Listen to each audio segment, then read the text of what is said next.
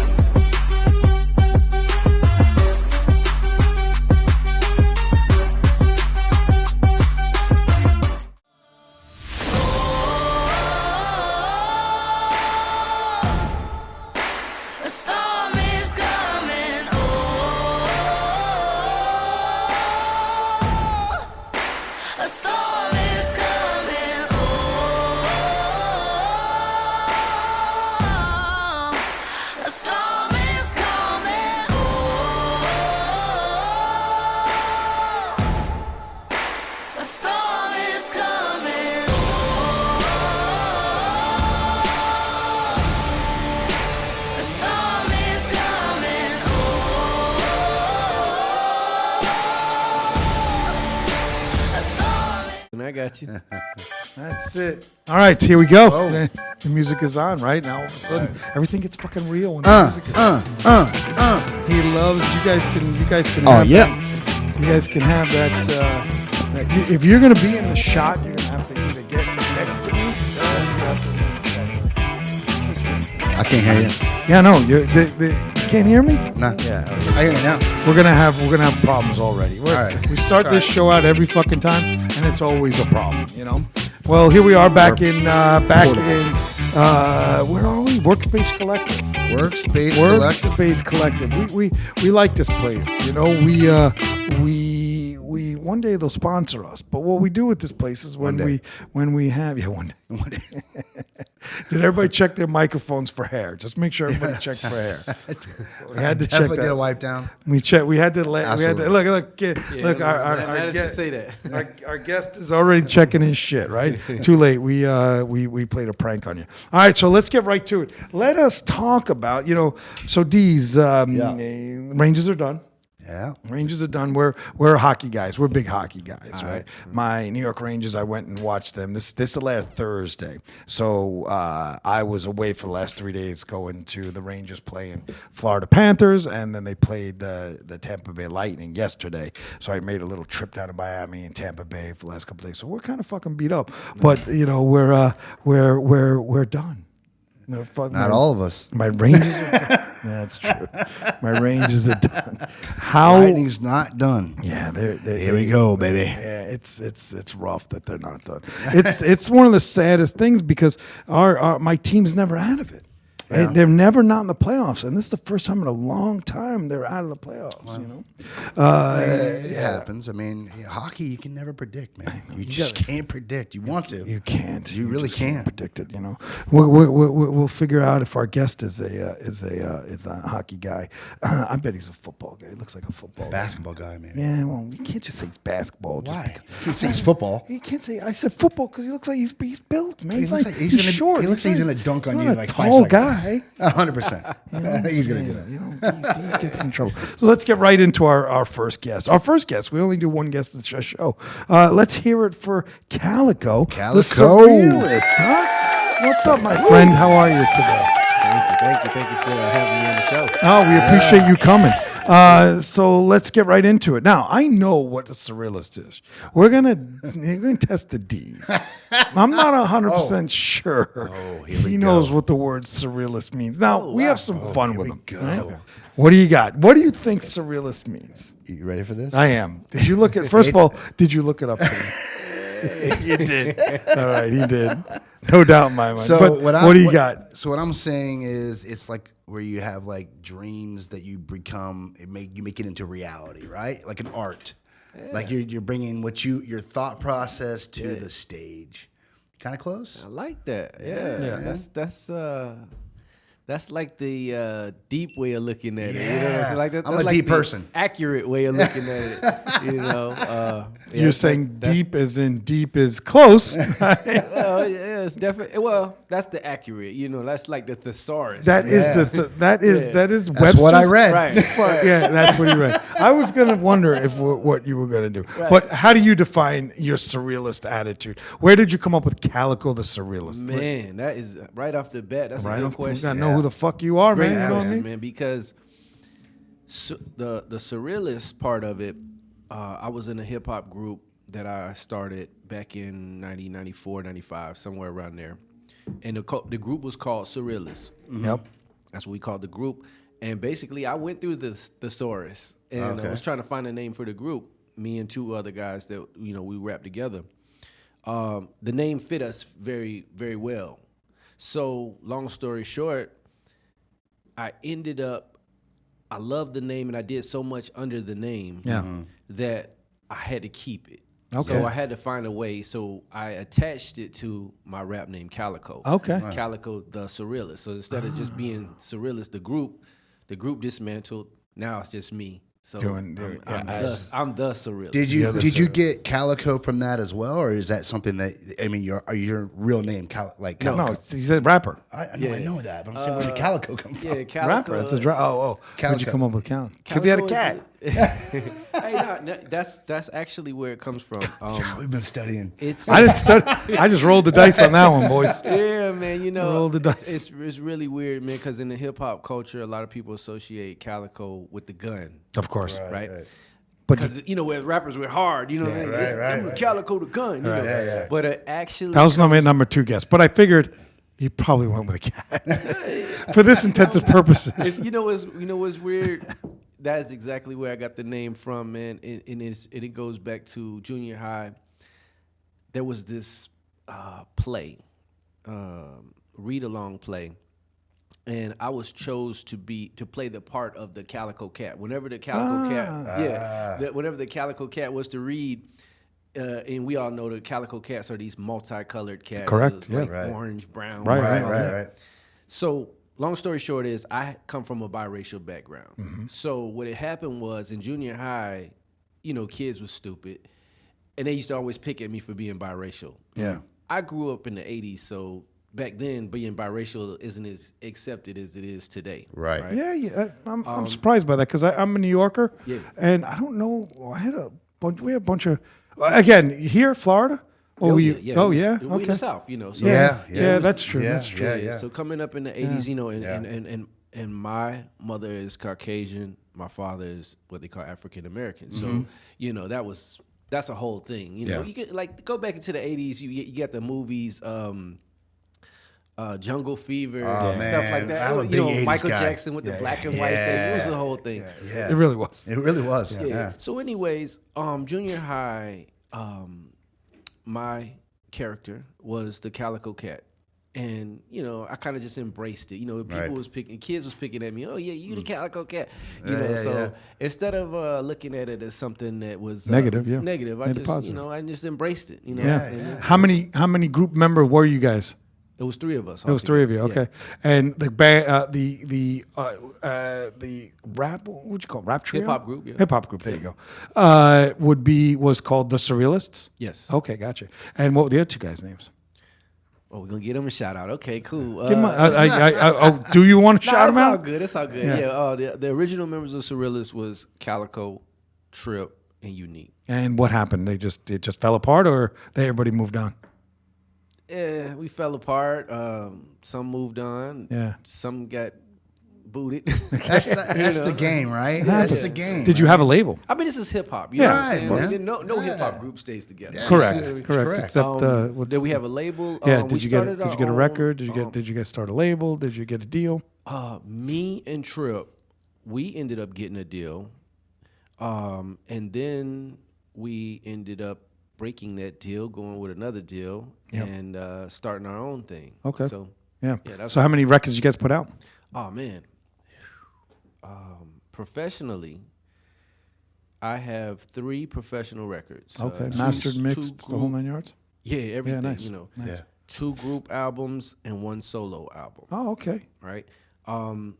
As far as mixtapes and everything like that, man, I would say at at least 10. Wow. Yeah. Okay. Yeah, at least 10. So you perform today under the name? Like, are you perform? I know in your bio you're a DJ, you're a promoter, you're into production of music, right? Yes. Are you a producer? Is that what you do? You have other bands that come in that you produce for them, or you do it all yourself? I'm on the other side of hip hop now. Okay. Like now that I'm 46, Right. hip hop is kind of a young man's sport. What if isn't? you will, you know. What isn't? Unless you're established, you know, like maybe Nas or AZ or something. Right, You know. right, right. What are they putting out nowadays? Well, actually, Nas just went Grammy. Yeah, He did. He won a He- Grammy that's like right. last Yeah, year. yeah. Yeah. You're right. So He don't know, bro. yeah, you know, so hip hop hurtful. is you know, you got some veterans. But I'm actually on the other side of the table now. I'm a radio personality. Okay. You know, so most of my dealings with hip hop now is interviewing hip hop artists. Yep. You know, and things of that nature. I don't really actively rap anymore. You know what I'm saying? I mean, I can, but Right. it's like I say, I'm more so on the other side of the table. You like exploring the new artists that are coming up, basically, kind of like. Yeah, well, yeah, I do. I do explore new artists, but I still am a '90s hip hop guy. Yeah, I'm a golden era hip hop guy. Yeah. So a lot of people, like we just interviewed KRS-One, last week. A lot of rappers from my era, whether it be Master P, Bone Thugs and Harmony, you know, rappers like that. I went back as far as like Master G from Sugar Hill Gang. Wow. Redman, you know, like the list Yeah. goes on. I really tend to like try to interview a lot of the people I grew up listening to. Yeah. How do you get them? How do you get them on? Do you have just reach out to their assistants or production? I mean, are these most of these people still working, or yeah, are they yeah. sitting? They run around. So Yeah. So what do you do? Just reach out to their publicists and get them on the show. Where are you interviewing them? Let's start there. Okay, so I have a radio show called Surreal Talk Radio. It's on 91.5 FM. It's WPRK at Rollins College. Okay. Yeah. So every Wednesday night, I interview. I do a talk show, kind of like what we're doing now. Yep. And then I play music for the second hour. Okay. Like do nice. 2-hour show. Yes. And that's live. Yes. You do a live show, and then do you drop it at another day, or you do the one show a week and that's it, or do you do it every night? One show a week every Wednesday night. I do upload most of them on YouTube. So if you miss it live, Sure. you could go on. We have several ways to listen. If you're in the Orlando area, you could listen on FM radio 91.5 FM. Yep. You could listen on our website, which is wprk.org, or you could download the app. Yeah. And you can listen to it anywhere. And what was the name of the show? The show that you do? Surreal Talk Radio. Surreal Talk Radio. And that's on what station? 91.5 FM. All right, podcast. We ain't doing the promotion yet. Well, I'm just trying to say, man, I this miss it. this guy over here is trying to act like he's in that I fucking wanna 90s make sure rap it gets game. out there, man. I'm out there in the 80s and 90s because I'm I'm a Calico, man. Yeah. Well, it ain't about we don't like Calico. We like I Calico. want to get him out there. And you're He's making out there. You're making me too white, motherfucker. Sydney. All right, let's get that shit Love straight it. right now. But yeah, who's the biggest name that you've interviewed in your show? That is a hard question to answer. I could tell you, I can answer that in 3 ways. Okay. Give them all to me. In terms of like Money wise, Money- record there you go. sales. I Let's mean, start record sales. I'll give you the 3 ways. Record sales, sales. I would probably say either Master P Yeah. Oh, wow. or Bone Thugs and Harmony. Wow. Okay. Yeah, And out of That's huge. longevity. longevity. Yep. Did I say longevity? Yeah, I don't know what the man. fuck you Yeah, said. because I had some legends on. I've had a lot of legends. I go back as far as like I say, the '79 with Master G from Sugar Hill Gang. Wow. I've interviewed. Oh man, who was it? did you ever get like 50 cents? 50 Cent. 50 Cent? You ever I get- wish, man. I wish. No? Nas? Nas, I just tried to get Nas on today, man. That's gonna be a hard one, man. They're rough. He's so busy, man. That's like us. We try and get some. We're very happy with our audience. We're very happy with our guests. Yeah. I'll take all the guests, right? Yeah, but to get that one big one, Yeah. we've been blessed enough to do 2 that go through Kill Tony, in the comedy world, because we'll get to your comedy shit. You know? They're not easy. And we're not afraid to pay. I'm sure. I don't know if you guys pay people, but we would. If we want a big number, big guest or somebody, we would have that conversation. But they won't even do that. Yeah, that's well, they will. Enough, yeah. It's I'm crazy. not paying $20,000 for Britney Spears to come and shake her. Maybe fucking, they like beer. Yeah. Beer. And I mean, or Cheez-Its. I think one of the beautiful things about what you guys are doing, podcasts, one of the things is podcast is kind of like an enemy to me on radio, because radio is kind of stomping us out, what I mean? Yeah. Especially when, like how you just mentioned paying, because we're FM radio, we don't pay for interviews, Correct. right? Yeah. But And subscribers don't pay for you, the whole 9 yards. Right. But unfortunately, times have changed. But you're not to interrupt you, but you're not behind the times either, because you're still posting on YouTube. Yeah. Right. So you're adapting. But go ahead. And so that's the thing that kind of makes it kind of funky with the podcast, because you guys actually have kind of leverage, because you guys, a celebrity would much rather talk like how me and you are talking now and get paid for it, right? Versus just using us for broadcast. A lot of my interviews come off of the strength of maybe they're coming in like comedians. Maybe they're coming into town and they want to let the area know, hey, I'm going to be in Orlando performing. So it's kind of like a big commercial for them. You know what I'm saying? Right. Versus like a podcast like yourself, you could just be like, hey, man, I'll shoot you $3,000-$4,000 and boom. You know what I mean? Like, fucking not us. I mean, if it's, Can I borrow a tooth? It really depends, like, how much it makes sense, right? Like if you guys were getting sponsorship, this was just crazy sponsorship all over That'd be the nice. place. Yeah. That's the goal. $2,000-$3,000 really wouldn't hurt you. You know what I mean? Like, but I mean, we're not afraid to pay. That's the key. See, we've been blessed with careers, if you will. So we're in that realm as we're going to build this as we go, because this is like we do. And again, we're 250,000 who have listened to us. That's a good. big number for not even 100 shows yet. That's good. good. That's a big number, but. What it is it's about building the brand, as you say. Yeah. But as long as I even thought about, and I'm sure you've seen those guys out there that are pitching, that you can put your show, take your show, also put it on YouTube and all that stuff, but also put it on their radio station. They have that like 105 something now that they'll give you a spot once a week. They charge like $50. I was thinking about it, but you'd have to see some sort of numbers. right. Yeah. I mean, you don't throw good money at bad shit. Yeah, that puts you in a very, when you depend on ratings and views, a lot of people look at it, views, ratings. When you depend on that, it puts you in a very stressful situation to continue, like to do this consistently. Yeah. So, for you guys really have to do your homework in order to get the type of caliber of artists or performers, whatever, to come in and interview and stuff to keep your views up and stuff. Sure. And you know what? Again, I don't think I think that you and I are a little different animal in that aspect, because we just don't give a fuck. Yeah, right. We should because we love it. I mean, we should, and you're right. You're right. You're right. You're right in where people want to eat by it. But we think, I think, and I'm sure Deez agrees with me that it's gonna come if we're good at it. And everybody's gonna love us. I'll tell you this: are you guys familiar with Drink Champs? No. It's a podcast. It's a hip hop podcast. Basically, what they do is the same thing you guys are doing now, but they kind of make a contest out of it. They bring rappers on like myself, but more so like celebrity rappers, and they'll booze them up. All kind of liquor and stuff like that. They ask them questions and stuff like that. If you get stumped on the question, you got to take a shot. Oh, that's fun. So one of the things that's kind of cool about the podcast is that you can make it unique, right, in a sense like that. So you never know. You guys could blow up overnight if you guys got something unique. That like I said, for the Drink Champs, that was awesome because everybody wants to see their favorite celebrity answering questions while they're wasted. Exactly. Or who's getting arrested on the way out? It's finding the niche. It's finding the niche for sure. Who's the worst interview? Would you that give I've us? had? Yeah. Would you give us the worst guy? You were like, I mean, there's got to be somebody know out what, there that man? wasn't. I wouldn't even say it just wasn't a good interview. Strap You in know your what, seatbelts, bro? folks. You know what?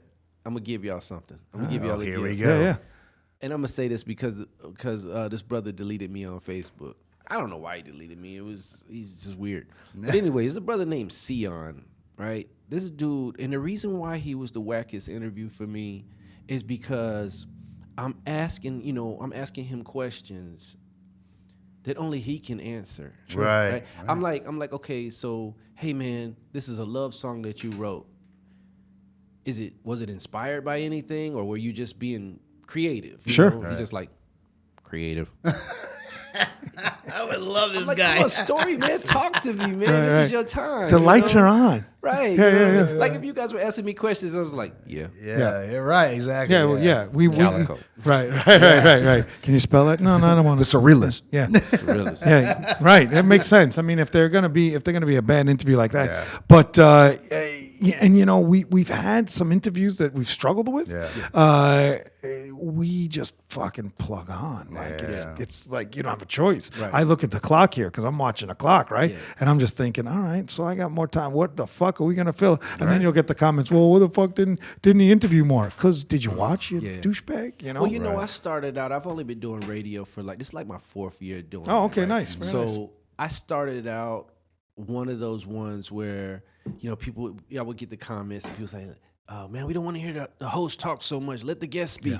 You know, I started out getting that critique too. You know, so it's something you have to learn. Oh, I love it. I don't you give know, a fuck. I think my last interview with KRS-One, people was actually praising me. They was like, "Yo, you picked a good topic," because I literally picked the topic, and this man talked for like 45 minutes Wow. straight. Right. I didn't have to. I didn't have to. But he was literally checking off. He was like a prophet. Yeah, he yeah. was literally checking off all my questions. Nice.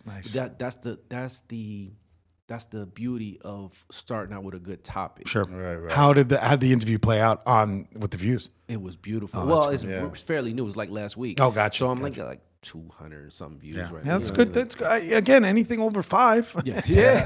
I mean, really, we have some that are 4,000, and I'm talking YouTube. Yeah. You go into Spotify, you Oh, can't. yeah. Spotify's a different animal. It goes to Spotify and Amazon, iHeart. I have 20,000 views on that shit, but it's combining 6 platforms. Yeah, You know, yeah. just say YouTube. So YouTube, we could have 200. We could have 5,000 like we had with Yang, Yeah. and that was a girl who's on Kill Tony, right? We just had our second Kill Tony guest on, which she got a big book. She was fantastic, Hannah Jane. Check it out, to pause her. it. Yep, and that just dropped today, right? So you just never know, but as long as it gets something, right?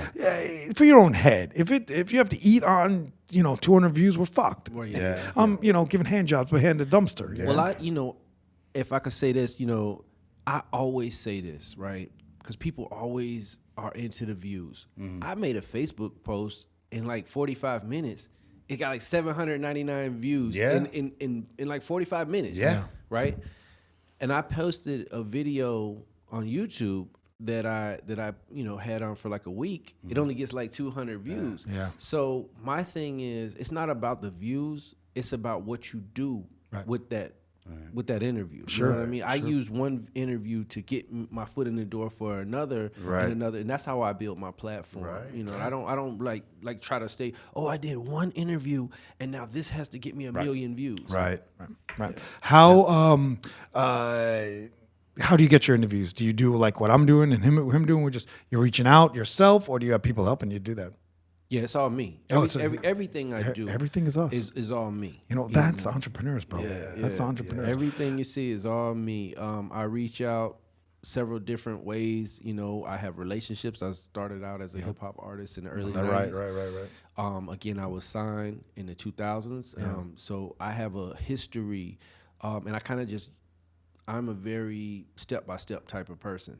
So once I have a relationship with one artist, I use that relationship because everybody. Once you're in the industry, once you're in, it's almost like going viral. You know what I mean? With that community of guys, right? What ever get to Eminem? Ooh, man, you know what? I mean, he's the biggest in the 2000s. I will tell you, my only dealings with Eminem, and this really wasn't him directly, but I did an interview with one of the guys from Bone Thugs and Harmony, and I mentioned what would it be like if Bone Thugs and Harmony did a collaboration with Eminem? And that question right there hit the Eminem fan page, and it did like 500,000. The guy that posted it, and then he didn't even give me a shout out. I hit the dude up, and I was like, bro, you could have just said my name. That's all. You don't gotta pay me nothing or nothing like that. That'd have been epic, though. He said he was just like a radio DJ, by the way. Like, it sounds so condescending, right? yeah, man. A radio interview asked this nice question that So that was as far as you got with the Eminem guy. I love Eminem though. I know, I mean, it's like we were having a conversation. You'll have to go back and see some of our shows. Now that we know you're a rapper, but you see, he's not wasting. We're not wasting his time, but we will bring him in for the show to judge it. Yeah. Okay. We're gonna need you. Okay. All right, we're gonna do a rap battle. Okay. Yeah. But you're gonna have you guys rapping? No, absolutely Are you not. shitting me? Oh, okay. I think you guys are gonna do a rap Do I battle. look like a rapper? I have a New York Yankees shirt on. We're the guys I don't even after have a you rap battle. Yeah, I don't even have a tan right now, bro.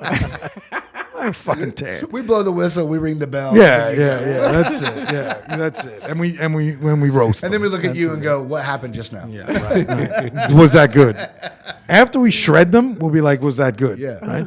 So yeah, we've got. That's so funny. Could you imagine? No way. I mean, seriously, could you imagine? Like, this is a professional. I'll just be behind you to being the hype man. Just We have a guy. We have a guy that started this whole wants to do this rap battle. Yeah. We brought in a rapper, and I was scared of it. I thought that he was going to be terrible. I really did. And shout out to you, S-Dub, because I didn't think I did not know where it was going to go. And I shouldn't say terrible. I thought it was going to be terrible. There's no other way to put it in terms of I was letting him come on. I said, okay. He turned out to be phenomenal. Like phenomenal. He's been doing it a long time. He's not signed or anything like that. In the meta world, it's a whole thing. With the meta world, again, as white as I am with rapping, you should see how I am in the meta world. I don't even know what the fuck that means. Okay? Look, I'm a rock and roll guy. I'm a 5-finger death punch guy. I'm an entrepreneur. I can tell you how to run a business and do your taxes. I'm not fucking getting in the meta world with a VR thing and falling down a flight of steps. Yeah. Right? You gotta know your strip. We all know our role, right? Yeah. So anyway, this guy, and he was great. I was worried about it. He comes in, he kills it. Guy fucking kills it. I mean, for us. I mean, he killed it. He killed it. So he hones his craft. He doesn't stop. And he's after it. Man. So so he's got a guy that he knows is terrible. Terrible. Okay. Like terrible rapping. Yeah. But he's starting out. But here's the thing: like Estes put the challenge out. He said, "Anybody wants to come, I'm going to kill him." Yeah. So I got instantly excited. Yeah. I was like, we're going to get somebody. I want this to happen right now. Terrible. Hey. So our guy. So now we have 4. Right? We're putting this together with a guy here. It'll probably be like a Thursday or a Friday. We'll let you know because you're gonna need you, right? You're gonna have to come in. You're gonna have to have some fun with this. But the one that's terrible, like the S-Dubs is good, but this other, what's his name?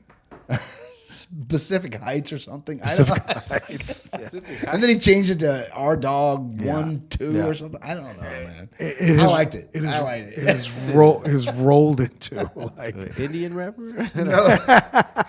It's rolled into a complete shit show. He came out and he was so excited. He was like, "Look at all my." He's walking around, chasing me around. He's got the speaker in my ear. I'm like, "Get the fuck away!" Like in the middle of the song, he's so excited. Okay. But in the middle of the song, he's like, "This is so cool. I love doing this." Like he's singing and then he's having an emotion in the middle. It doesn't rhyme. It doesn't go. He's like, "I want S-Dubs." I'm like, "Oh, okay. Time out. S-Dubs. That's happening." S-Dubs is unfortunately, not even unfortunately, because I mean, I'm rooting for S-Dubs. He's going to destroy him.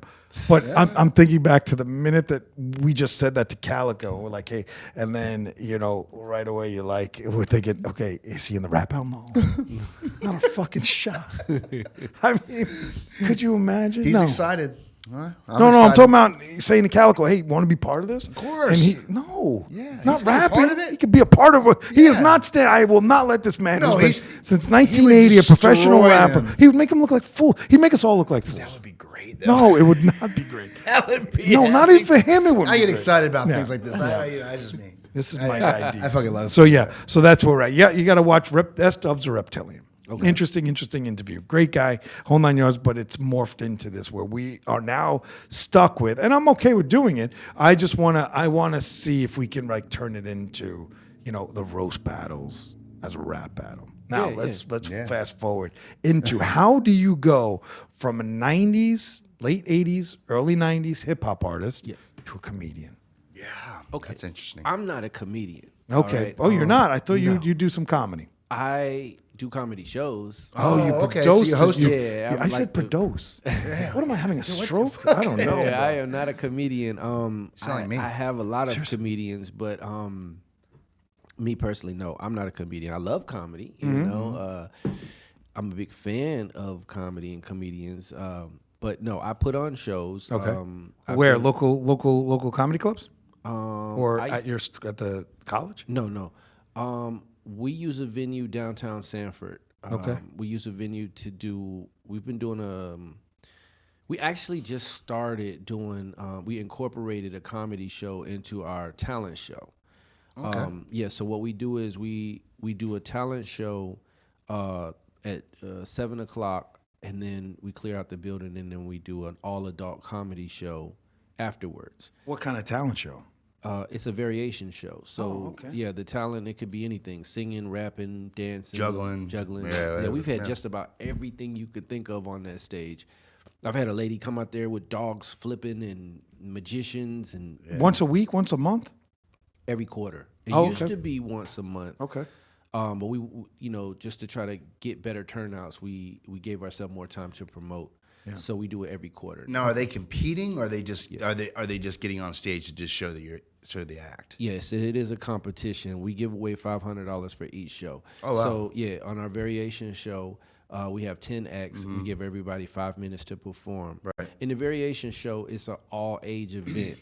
So the only rule is no profanity. We got kids. Oh, right. So the only rule is you can't go over the 5 minutes, no profanity. So how early is that show? It's obviously a little earlier for the kids and everything, and then you go into the adult. That one starts at 7 p.m., and then the adult show starts at 9 p.m. Okay. Yeah. How long is so each comic or each act gets 5 minutes? 5 minutes. How many acts do you allow to go on? It's a maximum of 10. So it's 10. Okay. The first show, for the first time ever, we only had 5 contestants for our variation show last show. Yeah. And that was the first. We usually have 10. Yeah. And Just because you don't think there was enough time to promote it, or people just I ran into a rough situation. trying to change venues. Yeah. And that kind of killed my momentum to promote. But we're back on track now. So nice. Are you own the production company? yes. Is it just you yourself doing it, or you have partners and all that stuff? I have a small team, but the business end of it is just me. Okay. And then how do you get the acts at the end of the night? Do they get paid also, or that's just a showcase for the comics, the adult section of it? Okay. That's the same. That's in the same fashion as we do the Oh, variation show. they're allowed to be R-rated after a certain time. Yes. Gotcha, The all gotcha. adult comedy show is all adult. Gotcha. So they don't have any rules. Gotcha. They just can't go over the 5 minutes. Right. And they get paid also. Yeah, the one person, it's a winner, Winner, take all. winner take all. Winner take all. How do you determine who wins? We have a unique judging system, right? For one, we use a sound meter to measure the crowd. After every performance, we stick the sound meter out, we measure the crowd. That becomes score number 1. And then we have 2 physical judges in the building that judge them off of a criteria of like 5 different categories. Okay. Whoever has the highest score at the end of the night wins. So we keep it fair. And a lot of people think, like a lot of other shows, if I bring the most people, I'm gonna win because the sound meter's gonna make. That's why we have the judges there to balance. Yeah, it. of course. Yeah. So that's right. I have seen you. I want to say it's you, and I hope I'm not talking out of turn here. You have posted at certain points, like, have you said, "Hey, I'm not fucking around. I'm really paying out these numbers, and you people don't think I'm doing it"? Is that you? I may have said something along the Like lines those- of that. along those lines, right? Not the way you said it. Right. Well, I'm a you're ghetto right. hood. But yeah, like you were saying, come try me. We do pay out the $500. come check it out. My record speaks for itself. I'm in my 6th season of doing this, right? But I mean, that was like, but that is you pushing it out there because some people are not believing that they get paid, or because I could swear that I've seen that post from you saying, come down and try it. You do get paid. Yeah. Well, so yeah, to kind of speak on that, right? I have had some boo-boos. You know, there's some bums. It happens. You know, there's some bums that, it's a rig, it's rigged up. It's, you know, you got some people who never even tried. The post you're referring to was a comedian who doesn't even know me, never came to my show, just assumes that he knows something because of he thinks he done figured out my setup or whatever. The post that I made was addressing the fact that, hey, buddy, you're sitting here trying to tell the public that this is a scam. Gotcha. This is a rig up. Gotcha. When I have a track record, this is my 6th season doing this. I've been giving away $500 every month. Yeah. When we first started it out, the first 3 years, I think, we gave away $500 every month. And here's the thing. Not only do we give away $500 during the regular season, but we bring back all of our winners back in December for our finale where we give away $1,000. Yeah. They're obviously showing up because they know they get paid. So I mean, well, that's you and I we'll have that conversation off the air because that's what we're trying to do. We're trying to do a comedy battle like that will put some money in. Okay, you know, and we want to make it big. Yeah. You know, we are trying to. You know, I don't ever think you have to reinvent the wheel. Right, you just don't need to. No. But there's 4 wheels on a car. Yeah. Right? So what difference does it make? Right. So we're talking about that line, and we're constantly looking for a venue. We thought we had a venue there, it didn't fall through. You know, I think the hardest part is the venue. Yeah. But you know, the right venue. Absolutely. Like you guys you're nailing it. You know, I did so much research on my city, Sanford. Yeah. The venues that's in my city. To have it's a couple things, right? Yeah. You have venues. Everybody wants to have the biggest venue, right? Of course, right? Everybody does, of course. But if you're starting out, you're trying to grow something. You have to stay within your means, right? Do you have the capacity to fill a venue that seats 500 people, 800 people? Can you do that? Our venue, or suffer those losses, right? There you go. You know, or like, see, for me, I started out small. Our venue only holds 160 people. That's a good venue. That's a good venue. It's a nice, we have nice turnouts. Yeah, you know, everything that I do within that venue, I have markets in each place in that venue. Yeah. You see what I'm saying? Yeah. So, and that's what you have to do. You know, until you can grow and get a bigger venue, right? You know, so once I get people, you know, that's religiously following me, you know, I could go to a bigger space. Right now, we've been in the same space for this is our 6th year. 6th year, and every quarter. So you're doing 4 shows a year. Yes. Okay. Now we're doing 4 shows a year. Yeah, nice. And then do the shows happen every time within the quarter? Do they happen at the same time within the quarter? Is it like, hey, this Tuesday, the 4th Tuesday, the 3rd month, and all that? That's a unique question. We used to be every 3rd Thursday. Okay. Right? When we were doing it monthly, it was every 3rd Thursday. Yep. But then we went quarterly, so it's every 3rd. We went from Thursdays to Fridays, and that's even better for us because of the weekend. Yeah. Especially for the variation show because the kids have to go to school the next day on a Thursday. Right. So now that this is our first season going to a Friday, and so now we're every third Friday a quarter. Yep. Okay. Our next one is June 19th. Right. And then where does the prize money come out of? Sponsorships or for the people that are paying in the seats? The prize money actually comes from registration fees. Yeah. You know, we do charge a registration fee for the act. Yeah, nice. And people have an issue with it, and I'd like to explain that if you want to get into that a little later. Let's do it. Why?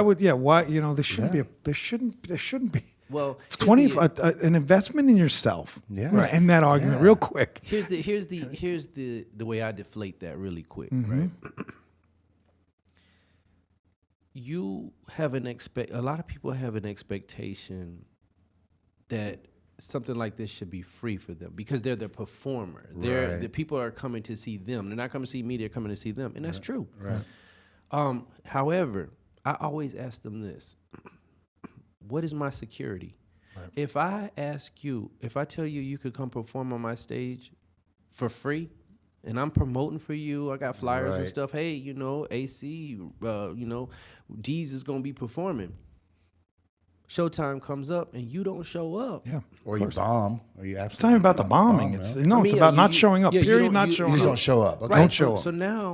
So now the 10 acts that I had, boom, I done lost one. Yep. That cuts my whole show short. Yep. Right. 5 minutes right there. If I lose 3 or 4 of them, done. You see what I'm saying? Yeah. Look how abbreviated my show is. Right. So it gives me a sense of security. Now, what I do with that registration fee is I also allow you to get that reimbursed, right? So if you're a comedian and you want to do my show, it costs you $50 to register to do it. That gives me security. Right. To give you a free shot at this, I will let you bring in 10 of your guests that's going to help you. Right. This is going to help you. You want them cheering for you. Yeah. And I'll give you $5 back for everybody that you bring in. Up to 50. Up to 50. Yeah. So you get that 50 back. That's clever. Yeah. That's great. But you're being too nice, bro. I know Because I'm nice, but I'm still getting shit. You're being too nice because as I said when we talked about our show that we're in development with, right? They're paying they're it's not fucking being that friendly.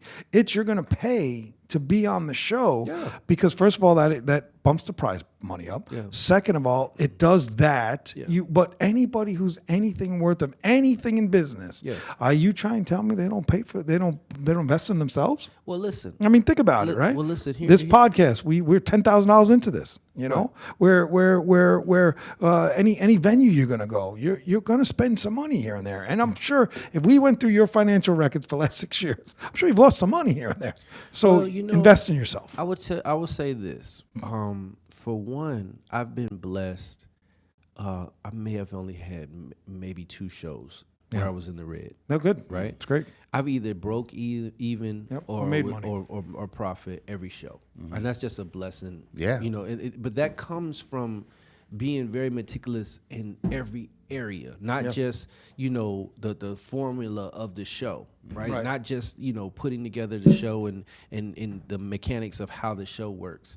There's other things involved. There's other things like concession stands, security. You got alcohol sponsors, stuff like that. Like there's other ways to make money, raffles, things like that. That you could do to make money. So if you don't get a good turnout, right, you got other ways to make money. I wanted to kind of address something though, as far as the registration fee. You remember, I'm an artist myself. I come from an artist background, so I'm sensitive towards artists. Sure, right? Because they're all broke. So you mentioned being too nice. Yeah. Right. The reason why I'm too nice to artists, because you're right. I could absolutely do a non-reimbursable registration fee. Yeah. And things of that nature. But I want everybody to win. Yeah. I want everybody to win. Sure. I don't want you to feel, I want you to have a chance to say, you know what, man, I did Showtime in Sanford. It cost me $50 initially. Mm-hmm. I brought my mom, I brought my auntie, my uncle, my sister, my brother. I brought my family and got that $50 back. And I had the same chance as everybody else on that stage to go after this $500. Sure. And my last comedian that won, her name is Shay Lowe, by the way. Mm-hmm. She said something beautiful. She said she looked at what I do as like a poker hand. Mm-hmm.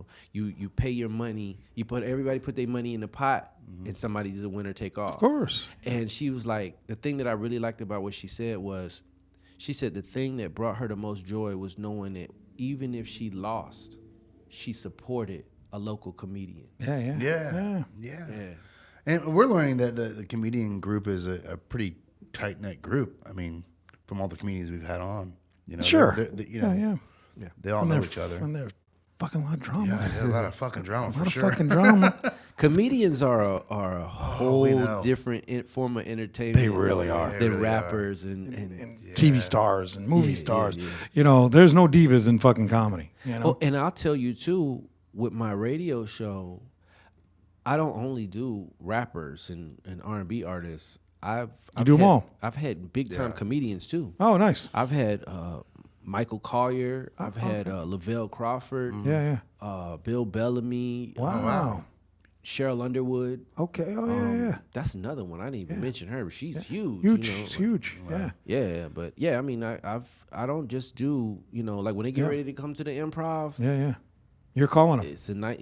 Yeah, that's what him and I talk about. Like, you know, because around here we don't have that. We don't have those big venues at this point. Yeah. We have the Christy B's Comedy Club up here that just came down here. Yeah. You know, so you guys have it made out there. You got Funny Bone. Funny Bone. Yeah. You got the Improv, right? That's Funny Bone now. Oh, okay. They went from Improv. That's right. And now you have that Alexis Underground that she just opened. We have a couple of you know, Orlando's the big city. So right. Yeah. As I was driving through this city the other day, I was telling you I drove through this city. The guy that we're working with for the rap battle is here in Daytona. Mm-hmm. Excuse me.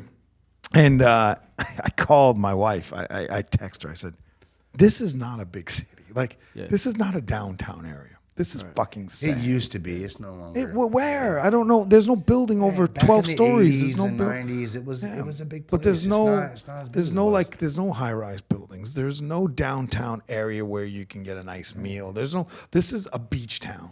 That's all this is, right? Well, let me ask you this. It's a little beach town. I have a good buddy, one of my promoter friends. His name is Javion McVaden. He's a part of what we call Voltron. Okay. Right? And what that is he represents Daytona, I represent Sanford, and our other partner Reem represents Apopka. Yep. Right? So we all come together to form Voltron. Right. So with him being in Daytona, he always tells me the same thing you're saying as far as venues and stuff like that here in Daytona. It's just so scarce in the, you know, trying to put on events. But I wanted to ask you guys, there's a big I don't know what it is right there on Atlantic Avenue. The convention center. I think it's the convention center. Yeah. There's also the Piedmont.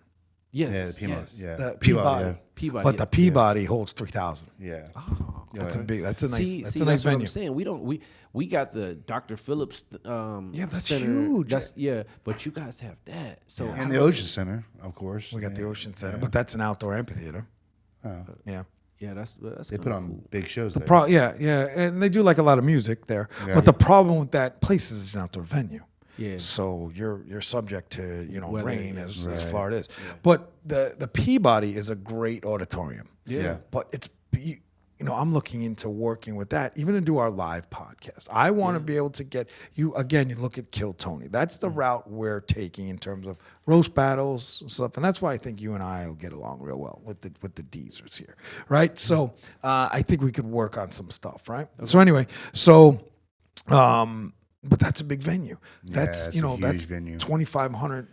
3,000 people somewhere around. I think I don't even. Is it that much? It's probably 1,500. It's because it's two levels, balcony and bottom, right? Yeah. I may speaking out of term, but it looks pretty big when I've been there. When I mean this guy had huge concerts there.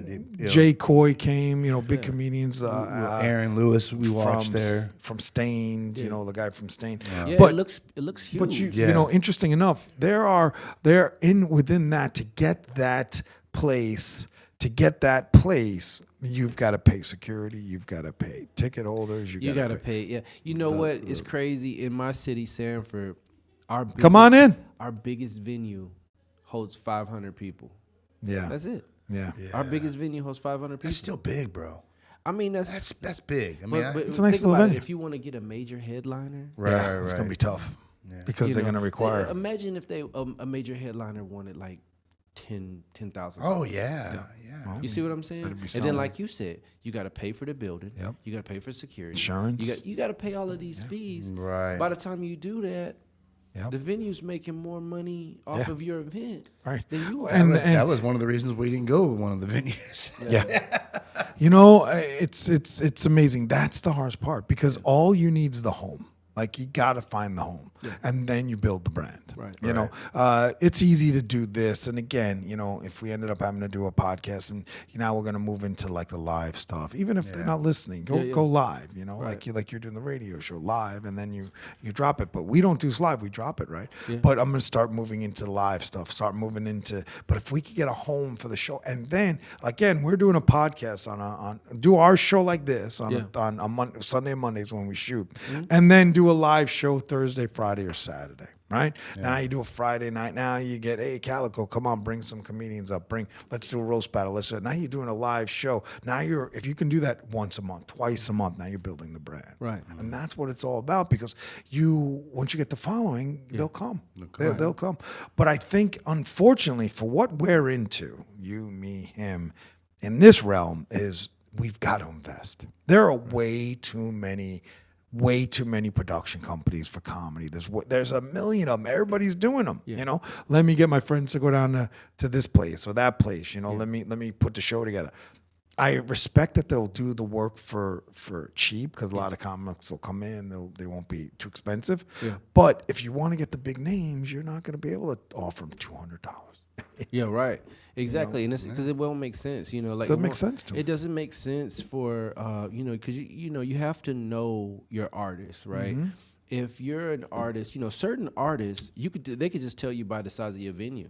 Oh yeah, as soon as you tell them, hey man, my venue only holds 500, you're not even for me. Yeah, right. Like I do 1,500 at base. Yeah, you know what I'm saying? Like certain artists, they know they already know based off of the capacity of building. Like I deal with so many agents and managers that'll just tell me, because I also do events too. You know, I'm an event organizer as well. We were gonna get there too. Right. So in doing that, you know, as I speak to agents, as I speak to managers, as I speak to you know, publicists and stuff like that, you know, they ask you those questions, those basic questions. How much is like your budget? Yep. How many people is in your venue? Yep. You know, basic questions like that. And you, as the event organizer, you have to know your strength. Yeah. You have to know the strength of your venue, you know, and you have to know your budget, you know, like what you're not going to budge on, you know, because some people, you know, they're so risky. They just be like, man, you know what? I think that I'm going to make this money back. And you shoot yourself in the foot. I see so many people with a crazy look on their face after an event because they was hoping that they was gonna, you know, they were hoping they was gonna get that money back, and then the artist is happy because they get paid. They get paid. Yeah, they don't give a shit. You got one person or 500 people, they get paid. Right. And most of them get paid before they even go. Right. You're cutting that shit, so we're hoping that we get it back. Right. And it's just so true. But it's a tough. That's why you got to really pick a lane. Yes. Not that you can't do as an event organizer. You can do all the events because that's your job. You're an event organizer. Yep. But if you're trying to be in this one realm, do you want to do the comedy? Do you want to do the roast battles? Do you want to do the rap battles? Do you want to? Because I ran a company that managed singers and bands for a long time back in the day too. It's tough. I was getting those calls. We were out making those calls. We were spending the money on the artists to do the albums, to do that stuff. And you know, there's no guarantee. There's zero guarantee. Yeah. Especially if the artist isn't going to do what their job is to do. Right. Singing at Potbelly, singing at McDonald's, sing everywhere you need to sing before, you know, you make it. You know, who did that? You know, screwed everybody with that was Justin Bieber. Internet sensation, right? Yeah. No contract, nothing. All of a sudden they saw him sing. Boom! You gotta make a label. I mean, that's not the way it happens. Right. It's not, but it's not the old AR stuff either, where they're taking cassettes. You know, it's a whole different realm. So now you need a following before the AR people even talk to you. Yeah. You know, and you probably know more than that now than I do when I was dealing with how many years ago. You know. Yeah. But so as we build a brand, I think the most important thing for all of it is as you found a venue. Gotta find that venue. You gotta find a good venue. Yeah, and one's gonna work with you. Yeah, you're gonna have to find one that makes sense for you. Yeah. And and we've built a good relationship with. Like I said, we've been there this is our 6th year. Yeah. But you're saying you're thinking about changing? We were thinking about changing to a bigger venue, or just changing for this. You were having some issues. We were thinking about changing for the fact that most of and this is kind of weird. most of our talent. The show is called Showtime in Sanford, right? But most of our talent comes from outside of Sanford, Right. So it was like it really doesn't matter, right. you know, that we you know keep the home in Sanford because it's not like Sanford is really you know exercising this, right? So again. I could tell you we've had out of the last season was 4 shows. Maybe 2 of those shows didn't have not one contestant from Sanford, and we do 10 contestants a show. Yeah. So yeah, that was really what we was really thinking about moving. But then we got a really good incentive to stay. Yeah, So how far is Sanford from Orlando? Oh, like 30, 45 minutes. Oh, so it's. I mean, we're an hour. no, we're not an hour for Sanford. No, Orlando. Oh, you said Sanford. Fucking get home, You man. said fucking Don't Sanford. have Calico You coming said over. Sanford. You go all gangster on I'm me. just saying, bro. I'm just saying. Gangster. I'm the next. Look at this I'm guy. the next Did you guy. see that? I'm the next guest on the show. Yeah. Ask him to borrow the teeth. Ask him to borrow the gold teeth. Because if we ever get fucked, we're pulling the teeth out and we're paying somebody for it. You know? There's nothing wrong with that, man.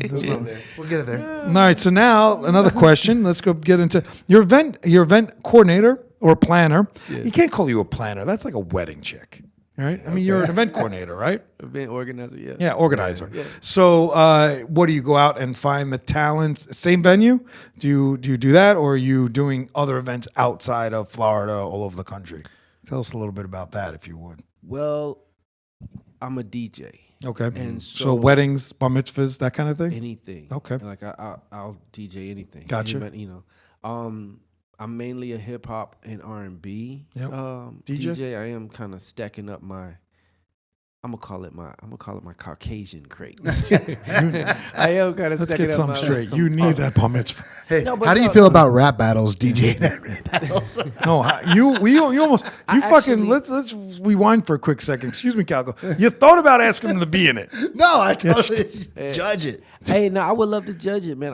You are going to judge it. I love to. Dude, I'm yeah, a bro. hip hop fan, and that's This actually isn't hip hop. you know. This is fucking hopped up on heroin or some shit. Well, Sorry. listen, man. Even with my Showtime in Sanford, you know, I get a lot of rappers, a lot of hip hop artists, and some of them just need to polish their skill. They need to That's hit the it. drawing Yeah, board. yeah, You know what I mean? And Ours need to quit. or need to quit, yes. One of ours needs to. I think S-Dubs keeps going, man. I think S-Dubs? Yeah, S-Dubs. I'm not talking about S-Dubs. I know who you're talking Oh, about. man, Why are you saying We're not going to S-Dubs? introduce him. We're not going to introduce him right now. You talking S-Dubs and he's talking somewhere. Oh, I know exactly who he's He talking knows about. that, but you just threw poor S-Dubs. S-Dubs loves us. Dude, I like Pacific Heights. Yeah, yeah. Our dog, Not for whatever his S-Dubs. name is. Sorry, continue. S-Dubs, We yeah. fell apart. What was I saying? Sorry. S-Dubs. You were talking about you're going into the Caucasian realm. Oh yeah, the Caucasian realm. It was like my Caucasian great, which Great. is basically the genre Yeah, of music. Like I'm really trying to go back. I want to find something as I'm DJing. I want to be able to make it unified, right? Yeah. So if I have a venue that's very mixed crowd, I want to be able to not just make them have to sit there. If they're a big country fan, if they're a big alternative fan, if they're a rock fan, I want to be able to graft them in, right? Yeah. And so That's I like impossible. No, it's not. It's No, not. it's not, Because bro. you have groups like Red Hot Chili Peppers, right? Yeah. And they can you can kind of piggyback off of hip hop really easy with a group like that. I'm like boom, ba boom, boom. Like they have that, right? One And so song, though. Maroon 5. No. Red Hot Chili Peppers got some bangers. Yeah. Maroon 5. They got countless bangers. They probably have the most bangers. Yeah, You know what I'm dude. saying? And then you got oh man, what is the One Nation? Like you have so many. Then you could go with your country. Like you have there's this new thing called what is it called? Matchup like a. It's kind of like trap country. Trap country. Okay. Right. And what it is it's kind of like based out country music, and it's like you can you know like you can kind of vibe to it the same way you would a trap hip hop genre record. You know? So that's what I'm trying to do. I'm trying to graft in. I'm trying to like be able to play those type of things. I like that. I think that's tough. I still think it's tough. You can even put like Garth Brooks and Alan Jackson and people like that. You can get it in there. You know what I'm saying? Yeah, for sure. I mean, you crowbar anything you want in there. But if you're at a No, I mean smoothly. Like can make it work. Like you can look. I'm gonna tell you like this: if you got a room full of hip hop people, right? Yeah. And you can get that, But that it have right. to be mixed a different way. You couldn't throw in fucking Thunder Rolls. That's not true, bro. No, that's not. I'm Listen, not buying it. You have to marry the crowd together, Correct. right? Yeah. So think about it But like you have this. to do some work behind it. You would, You know, have to be creative. Yeah, you you'd have to be creative. Yeah. So let's just say I wanted to do. It's not like you couldn't be creative, correct? Let's say Alan Jackson. Right. Way down yonder on the Chattahoochee. Chattahoochee. Like throw that in, you know what I'm saying? But wait till you in the right moment. You know what I'm saying? right. And then you get so you got your hip hop people going boom, boom, boom, boom, boom. And then you throw that in and everybody's already happy. Right, Hip hop right. people are already happy. But then you can graft in your country. By Right. throwing that on, they're like, "Oh, we're involved too now," Right. and so they see them happy. Everybody's happy, and that's how that's. Calico's really going for a fucking like unified world. Yeah. I appreciate You that. gotta remember Now, right? getting them all there to one site might be that might be a little. You know what I mean? Like this world is Yeah, I it's agree. so ridiculously based on fucking hate and bullshit Yeah. at this point, you know. Well- and we don't even talk the politics of it, but Right. to unify and to get that together is it's that's fucking awesome. Sounds great. Yeah. I'll tell you, it's not as hard as you think. No? You know, like one thing about Showtime in Sanford is from the origin of it, Yeah. we started to graft in, and really this is kind of, But that's a seated theater. no. Oh. We get up and go. Oh, okay. I mean, you can sit, where we have seats. But you have seats. But we man, it's times if you look at our commercial and stuff, you'll see everybody getting up, partying and stuff like Yeah. that, and, Oh, and nice. things like that. I It's like cool. But my mission with Showtime in Sanford was to diversify downtown Sanford. Okay, that's Right? fair. Yeah. And so what we've been doing is we've been we started. I remember the first dude. I think his name was Hayden. He came out there. He had a rock guitar, and he felt out of place. And he was like, "This ain't really my crowd." But as we got more and more, because it was like it started out real urban, but as we started to get more white people to come in and do it, Right. Spanish people to come in and do Right. it, it started to. Once they see the flyer with all of the different faces on it Right. and stuff like that, they feel more inclusive. The culture starts to come together. Right. It starts to come together. And I kid you not, we're a very mixed crowd. Like when you come to our show, it's very mixed crowd. I like you know that. what I'm saying? And everybody's having fun. That's why I said and it turns me as the DJ, I have to cater to that. I don't want to be playing, trap music and I have a whole half of my crowd that's European. You see what I'm saying? You know what I mean? So now I want to find a way, so that's what I'm saying. Like people like Red Hot Chili Peppers and stuff like that works. And everything, it just works. That's funny. That is my he got me with Red. That's my I love Red I Hot. hate the Dude, Red. are you crazy? I hate them. I mean, but love I mean, I don't know why. I the despise Peppers, them. I wish I did. I don't know. So what about alternative? You like alternative music? Oh yeah. Oh yeah, I listen to everything. I'm an everything kind of guy. I mean, I truly. No, am you're an not everything. I'm no, you're fucking not. What do you mean? No, you're not a country guy. Not a country guy? You're not I'll a country guy. listen to some country. No, you will not. I will. I will. Who are you fucking lying to? I will. Are you out of Country your mind? music has the best stories. Oh come on, it's the He same will not. fucking story, bro. I mean, it is. the same It is, story. It is, but the way Wait, hold on. You Let will me go not- back to this no. for a minute. I will not source out country, but I've went and seen Jelly Roll. That's country. I've went and There you go. seen Recently, No, that's not 'Cause you true. bought a shirt years from ago. Well, I was at the concert. Years ago, I went and saw Zach Brown. That's country, isn't it? Yeah, but- At but every Wrigley. time you right? put it Let me on, ask you hate what, it. what kind of car you drive? You drive a pickup truck? No. No. I was gonna say, I mean, most men have a pickup truck. No. Like, I'm a foreign. Now I drive a Jeep, but I'm a foreign car guy. Okay, For the last 15 years, 20 years, two different Mercedes, convertibles. Yeah, I'm Okay, a all sports right, car sports kind of guy. guy. Yeah. Okay, I got I got a Jeep because now I'm in Florida, bro. Okay. I love my Jeep. Okay. She hates my Jeep, but anyway, yeah. Pickup truck. Do I look like a pickup truck? I mean, I'm a pickup truck. Everybody. No, being a Jeep you is should not kind be of a pickup truck guy. No. You should be a I Mercedes love guy. my man. I got a Chevy Colorado. I love Oh, it. okay, yeah. I was born Yeah. and raised here. I got a car now. I look at it like, right. There are certain genres that maybe I'm not into as much. Right, but you're pretty diversified. I agree. I'm definitely diversified. I mean, Yeah. I'll listen to fucking show tunes and I cry. agree with that. But you're not country. For Yeah, sure, I mean, not country. The problem for me has always been with country specific is the storyline. Yeah, Enough with the fucking pickup trucks. Enough with the dogs. I was raised enough with up your on sad Beer shit. drinking. I got Beer you. drinking, I got you. gun Dude, they rifling. got some great country music. There's some bro. great. They got some great stories. Even the man. oldies. And it's funny because even when you guys say that, I always said this back in the day. And I'm a huge Neil Diamond fan.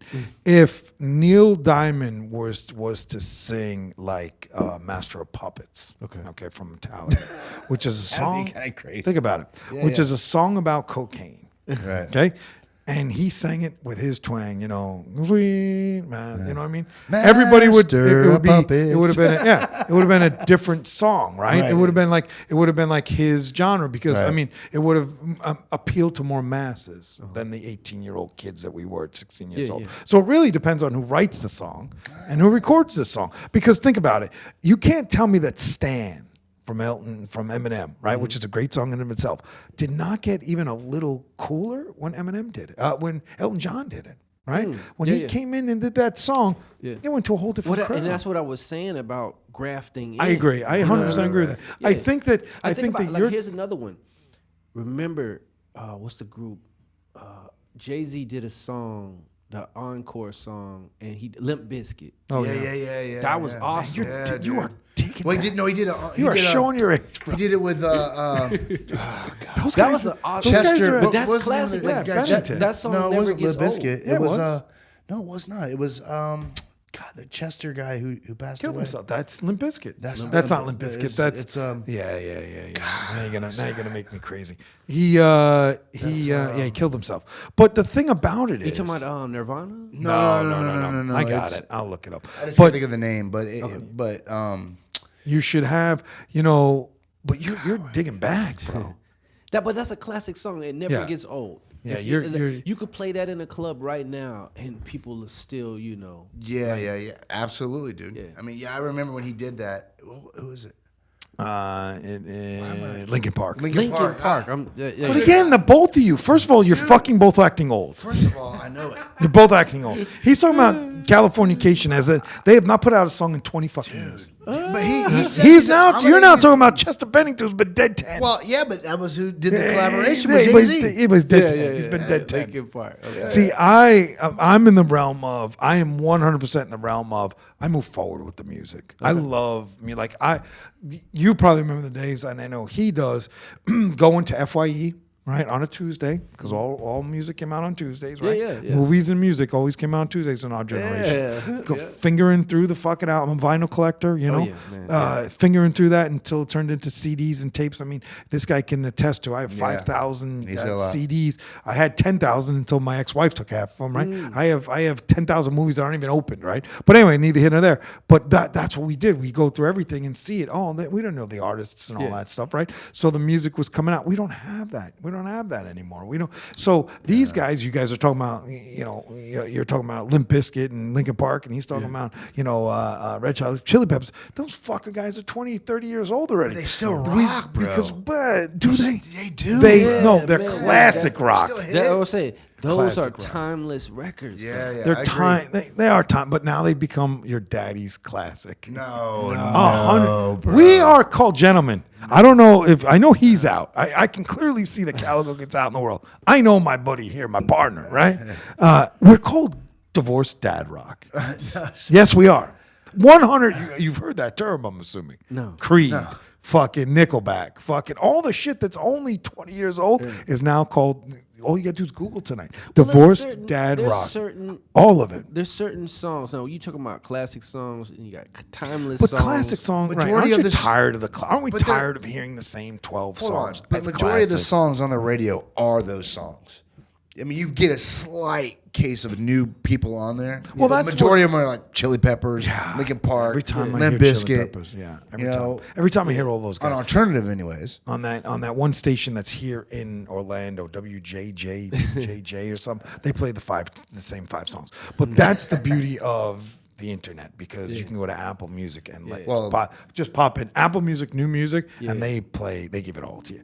And that's what the fun of us discovering new music was. As I go back to every Tuesday back in the day, going through, we didn't know the artist, just praying all of a sudden you find bands like Striper. You find, and again, I'm a rock guy, right? Yeah. But finding those artists and things like that, Andy Black, because I also like, the solo artists, Pink and all that shit, right? Yeah. But at the end of the day, I think that moving those bands, it's different for you because you're a DJ, so you can take all that classic rock and mix it and do new stuff with it. Yeah. But for us to be sitting there and fucking driving along and listening, you're like, listen, where's the, give us the new shit, because the new artists need to make money too. You gotta find the new love. As a DJ, your main concern is getting the masses, getting them up. Getting the masses. I agree. Right? You haven't done your job if they're not dancing. If I take a chance, right? If I take a chance on a new record that only True. you know, you know what I mean? Right, I agree. It's hard. 100%. My job is, we're talking in your job. I don't want to just get you dancing. I want everybody to.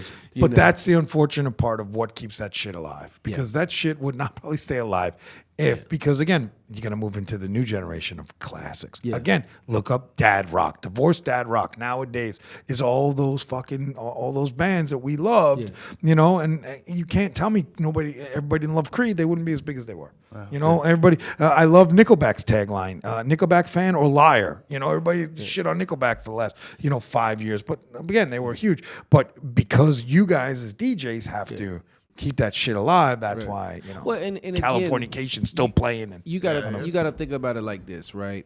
If we're like in the Amway Arena, right? Yeah, right. And you got all these people in there, right? A timeless record, something that no matter whenever you play it, it's gonna work. If I threw on Guns N' Roses, for old people, right? If I threw on Welcome to the Jungle, for old people, it doesn't matter. Yeah, I agree. That whole place is gonna erupt. We go. You take 10 to 17. No way. Not a fucking. I don't agree. You ask an 18-year-old today, a 17 or 18-year-old today. You're right. Who Guns N' Roses is? You're right on that. They don't know. But once they hear it, if their parents played it. Right, but see, this is what I'm saying. Yeah, 100%. Once see this, it's like a wave, right? Once that music comes on, like once that comes on, right. If they heard it previous, and they start to see, it's like a wave. They start to see a bunch of people just getting hype on it. Yeah. Then the kids, they just fall in line. Right. I was at a Disturbed concert. Now we love Disturbed. Who doesn't know Disturbed? 20-year band.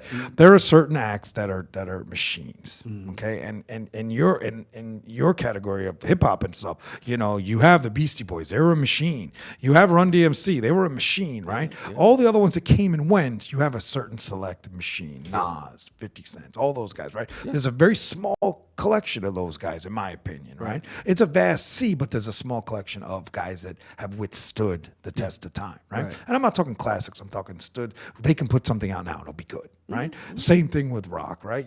But then you have the acts that just become novelties. They're playing just to play. Guns N' Roses. Why does Rolling Stones only play arenas? Because they're just in it for the money. They're not putting out new music. Right. So it's a shame because there's so much music out there to move forward with that us, as if our kid, again, we go home and ask our 10-year-olds, who the fuck Guns N' Roses? They even put the song on. Maybe they've heard it because it's been in our car once in a while. They're not going to remember. Well, my only pushback with that is music has evolved, right? Yep. And one of the things about the evolution of music is that the foundational stuff of it, the inspirational stuff of it, like I interview artists all the time, and I'm like, who inspired you to do what you do? Yeah. Right. And that's one of my main questions, you know?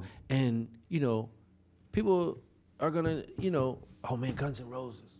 Yeah. Man, Tom Petty. It's like these, and so the reason why these people would never die, the music will never die, is because it is inspiring. Now you can the evolution of music. We can have music now, but the music now, is it really inspiring? Yeah. See, so much of it, or is it just prefab stuff to put out to make money? The way they make music is different, especially way in hip-hop. different. Yeah, it's so sampled now. It's so what I mean. There's no originality. Right. We had producers like Dr. Dre, Timbaland.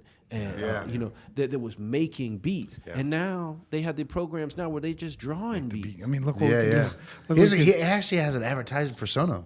Yeah, It's like you could make a beat. You could just like start to take samples and draw them and drop them. I make he does. This guy. The whitest guy, the second whitest guy in this room. See, I'm working on a matchup too, and I'm trying to make a little. Okay. Yeah, he comes. Hey man, listen. Comes to me with a fucking new song every fucking week. Technology has got us to a space where It's all AI, yeah. almost everybody's a DJ. Yeah, Yeah, but it's AI, all. look at that. Yeah, dude. It's killed the artists. Oh yeah. It's 100% killed. It's gonna kill the movie stars too. Yeah, it's killed the artists. Just Yeah, even I being agree. creative. I agree. Like they don't even need to try anymore. Right. That's the unfortunate I agree. part. And eventually, it's going to implode. You know, I mean, they'll make their money and be gone. I mean, you know. Unfortunate. I mean, it's just unfortunate. Now it's become, you know, what's the next song? You know, will it be that AI has now killed the internet star? You know what I'm saying? Like something to that effect. Because remember the song, you know, the Dire Straits killed MTV, killed the fucking radio star. I mean, Video it's killed coming the now. radio star. Video killed. Yeah, it is amazing, man. But at the same time, like you said, it does kill the It's fucking creativeness. sad. Yeah, there's no creative. But I mean, you know, you guys are creative in terms of the DJs because you're putting beats together. That's work. Yeah. I mean, that's work, and I admire that. I love back in the day when we were kids and did a rave, the DJs made the shit work. Like Coachella, isn't that all? That's what's about all those artists and all those DJs. You know, it's funny that you say that because when hip hop first started, everybody was like kind of like bashing it, like, oh man, what they doing? They're just taking somebody else's music and scratching it. Yeah. Right. They kind of joked it as if it wasn't no work involved in it. But now here we are, 30 years later, 50 years later, you look at it, you like, man, they back there working. You know, especially compared to like AI, like you said. This is like you could just talk into a phone and say, hey man, make me a hit song. Try it. I do it. I do it. Gives them 20 words in love the my fucking songs. puts 20 words in the vocabulary. And all of a sudden, Bangers, you know, bars. You know how he was just telling you that guy's running around, his rapper's running around making him listen to his shit. That's what he does to me. He's like, you gotta hear this song. Hey, C, let's hear this song. Yeah, It makes me feel good. it's funny. It's funny. But you know, I mean, it's super creative. How many? Well, let's ask you, who inspired you?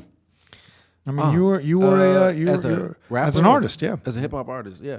I grew up, like I said, in the early 80s. Yep. I was born in 79. Yep. So I would say Run DMC kind of started them out for me, right? Okay. That's Run DMC, LL Cool J. He's a little before your time. Run I mean, DMC, 79. He was No, 80s. that's right in that area. Yeah, But he's he was like young in 85-ish, 80s. Yeah, he was. 87. The guy was 6. Yeah. That's what that's when people like listen to music, you know. But I really became a hip hop fan in 88, 89 when NWA came out. Gotcha. Like, There you go. Eazy-E, Dr. Dre, Ice Cube, you know, that's when I fell in love with hip hop. It was like 89, 88, 89, right? And so yeah, I grew up, I listened to Ice-T, Too Short, those are the people that Inspired you? Inspired me. I'm a big fan of Dr. Dre. Dr. Dre, He's a genius. Yeah. Like he doesn't do enough. He's the anymore. greatest. He man. really is. Like he doesn't do enough. I shouldn't say that. He's not doing his own stuff anymore. You know, like he's helping everybody else become. But he's stars. always done that, right? Yeah, but he did a lot of stuff himself, and he's a Dre badass. is, man. He's the top guy in my opinion. I would say he's probably top 3, but I'm giving him number 1. Yeah, if you do the census in the hip hop community, he's the best. He's the greatest producer. Gotta be. Yeah. You know, gotta make anybody sound fantastic. Yeah, and he's so creative and like innovative too. Like to bring in Eminem. Yeah. I mean, this man, he took what was like taboo. Like you don't. We've seen what Vanilla Ice did with hip hop. Right. You know what I'm saying? Like you don't do don't that. do that. He went and got Eminem. But he saw it. He saw it. He saw it, yeah. He knew he wouldn't know Vanilla Ice. man. You know, because Yeah. he probably he wouldn't know. Yeah, He wouldn't yeah. know. Nobody can touch that guy. That's just his seriously. genius. But the guy Dr. is- Dre, that's the genius of the man. Yeah. I mean, that's the genius of the man. I mean, there are Yeah, but certain guys. and he did it time after time with Easy, Yep. Snoop Dogg, 50 Cent, 50 Cent, Eminem. Like he's time and time. Like who knows what's gonna be next? You know? Yeah. I mean, he did. I think in that world, he's top dog. Oh yeah. You know, definitely. It's like, but that's just being talented to be able to see the talent. Yes. You know, because Yes. you And got he's a got lot a of- great. Somebody brought Vanilla Ice up. Yeah. Somebody brought him into the world. like that Somebody song. brought Milli Vanilli in. I like And that don't get me song. wrong, I like Ice Baby. I can't even sit here in front. That's yeah, all he's no. got, though. Yeah, it is. That's all he's got. One hit fucking wonder. Milli You know? Vanilli? What? Yeah. What? So now, what do you have coming up? What is on Calico's forte? You got. So do you do regular parties? Like, does somebody call Calico for a bar mitzvah, or does that not happen? I'm actually doing recover in our city. One of the soul food restaurants, Miss Chantel's Just Until Lounge. She was recently in a motorcycle accident. Oh, wow. Okay. And we're gonna do a party for her Saturday night at her restaurant. I'll be DJing there. That type of thing, it does happen. So I have that coming up. And when's our next show? When's our next? Yep. Showtime in Sanford. The next one is Juneteenth. This is June 19th. Okay. Right. And but after this party that we're doing Saturday night, the following Saturday, the Voltron I spoke about earlier. Yep. Me, Javion, and Reem. It's called Daytona meets Orlando. Yep. And we'll be in Apopka, Florida, doing a brunch. Right. So I'll be DJing that. So you come out, have some brunch, listen to some good music, some live entertainment. We're gonna have some performers. It's gonna be. We got jazz. What do the three of you do together?